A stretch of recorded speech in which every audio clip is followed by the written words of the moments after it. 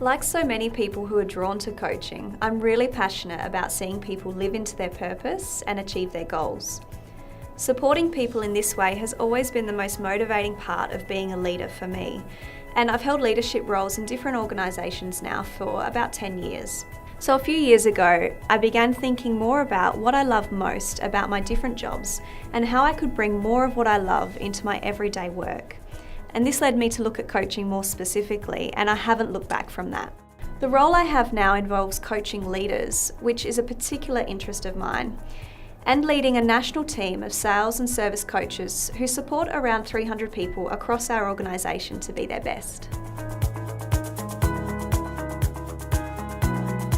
Empowering others is at the core of coaching. Coaching is really about facilitating an experience or an interaction that results in someone finding their own solution or their own best way forward. And it can be challenging to take this approach as a leader, as we're often celebrated for our ability to provide solutions and answers for people. And that can be really helpful in the workplace, but it's not necessarily very empowering. So by focusing on my strengths as a coach, I've been able to integrate more of my coaching approach into my leadership style, and I think it makes me a better leader. It also means that I don't always have to have all the answers.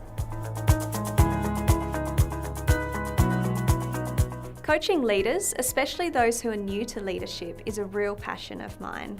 I think frontline leaders have such a huge amount of influence over people's success and happiness at work. I think it's critical that new leaders have a strong sense and awareness of who they are and what they're good at. Emotional intelligence, resilience, and the ability to navigate complex situations is critical to early success as a leader. So taking a coaching approach towards exploring these skills is perfect because it's both empowering and really effective. You're also role modelling behaviours as a coach that new leaders might then emulate with their own teams. I've had a lot of learning experiences so far, and I expect I'll continue to learn a lot as I go.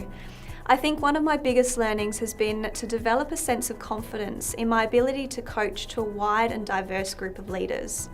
In the corporate world, we become so focused on attaining knowledge and becoming subject matter experts, often before becoming good leaders. And this can create a mindset where you trust in your ability to give advice more readily than your ability to coach.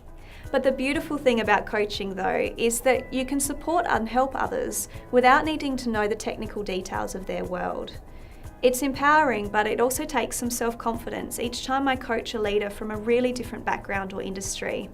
But those are the interactions that I learn the most from, though, so I'm always seeking those opportunities.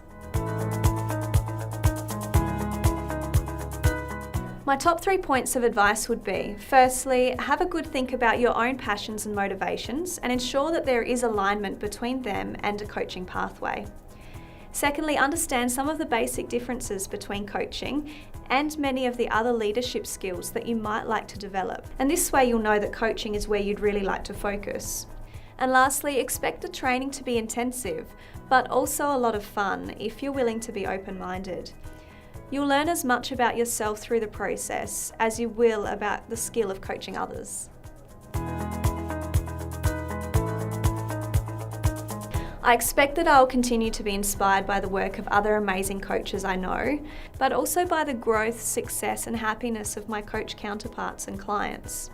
For me, there's nothing greater than feeling as though I had a small part to play in someone else learning more about themselves, thinking about things differently, and then using that knowledge to drive their own outcomes. It's amazing to witness, and it never gets old.